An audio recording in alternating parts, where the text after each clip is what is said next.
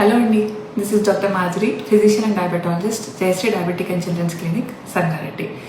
ఇవాళ మీకు ఒక ఇంట్రెస్టింగ్ కేసు చెప్తాను. 1 వీక్ బ్యాక్ నా దగ్గర ఒక యంగ్ ఫీమేల్ వచ్చింది. 35 years ఫీమేల్. నెక్ పెయిన్, ఛాతీలో నొప్పిగా ఉండడము, రాత్రి నిద్ర పట్టకపోవడము, గుండె దడగా ఉండడం, ఇట్లాంటి కంప్లైంట్స్తో వచ్చింది. చెక్ చేస్తే తన బీపీ వచ్చేసి 180/100 అట్లా ఉంది. సో బీపీ టాబ్లెట్స్ పెట్టేసి కంట్రోల్ చేసి ఇంటికి పంపించడం జరిగింది. ఇవాళ తను మళ్ళీ రివ్యూకి నా దగ్గరికి వచ్చింది.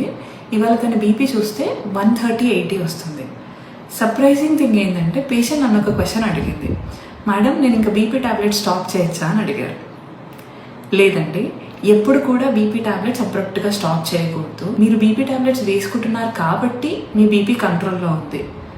సో మీరు ఆపేసిన తర్వాత మళ్ళీ అది షూటప్ అయ్యే ఛాన్సెస్ ఉంటుంది. సో ఎప్పుడు కూడా బీపీ టాబ్లెట్స్ అబ్రప్ట్గా స్టాప్ చేయకూడదు. మీ బీపీ ఒకవేళ కంట్రోల్లో ఉంటే, తగ్గించే ఛాన్స్ ఉంటే under the supervision of a doctor, అంటే మీ ఫిజిషియన్ సూపర్విజన్లో మెల్లిమెల్లిగా డోస్ తక్కువ చేసుకుంటూ మీ BP recordings over a period of time check చేసుకుంటూ దాన్ని స్టాప్ చేయాల్సి ఉంటుంది. Thank you.